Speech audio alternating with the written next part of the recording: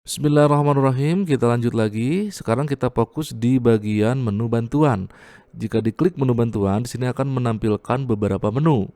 Ada menu data bantuan dan juga jenis bantuan. Terlebih dahulu yang harus kita lakukan adalah menambahkan jenis bantuannya agar data bantuan bisa diinput dengan benar. Oke, kita langsung klik di bagian jenis bantuan. Kemudian kita tambahkan jenis bantuan. Nama bantuannya misalkan adalah PKH. Kemudian deskripsinya bisa diisikan bisa tidak. Yang pasti di bagian checkbox ininya aktif ya. Kemudian kita klik simpan. Oke, sekarang jenis bantuannya sudah ada PKH. Misalkan mau nambah lagi jenis bantuan bisa, tinggal tambahkan jenis bantuan. Contohnya misalkan bansos. Seperti ini. Bansos. Oke, deskripsinya bisa diisikan atau bisa tidak. Kemudian yang pasti di bagian checkboxnya aktif seperti biasa. Oke, di sini saya coba contohkan dua jenis bantuan saja seperti ini. Nah, seperti ini ya. Sebentar. Oke. Nah, aktifkan dulu ya. Ini tidak aktif. Oke, seperti ini. Kemudian sekarang kita klik di menu data bantuan. Oke. Klik data bantuan, kemudian tambahkan bantuannya, datanya. Di sini kita pilih data penduduknya. Seperti itu, kita cari. Misalkan, di sini saya menambahkan penduduk ini ya, seperti ini. Oke.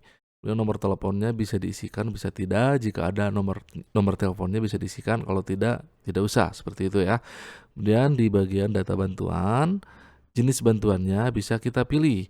Nah, jika tadi jenis bantuan ini tidak ditambahkan terlebih dahulu, maka di bagian jenis bantuan ini tidak akan keluar. Oke, kita misalkan pilih di bagian PKH. Di bantuan PKH nominalnya misalkan 1 juta rupiah. Oke, untuk periode mulainya misalkan kita coba tanggal 19/09/2025 seperti itu. Periode selesainya misalkan seperti ini. Oke, disesuaikan saja. Kemudian statusnya aktif, nonaktif, pending atau ditolak. Seperti itu ya. Bisa kalau misalkan mau dinonaktifkan bisa nonaktif, kalau pending ya tinggal pending aja, disesuaikan saja seperti itu. Kita pilih yang aktif. Dan untuk keterangannya bisa diisikan keterangannya ya. Seperti ini misalkan ya.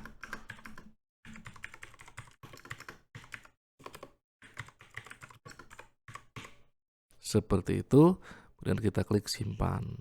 Oke, statusnya sudah aktif, status aktif. Sebentar ya, kita lihat aktif. Oke, seperti ini. Ntar dulu ya. Oke, sudah aktif ya. Oke. Oke, aktif. Sekarang bisa kita di kita buka websitenya.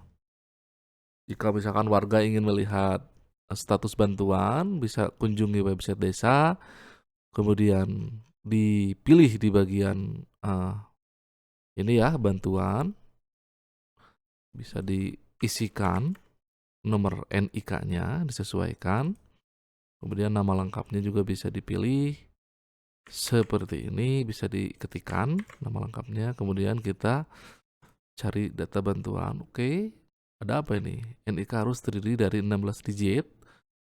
Sepertinya ada gagal.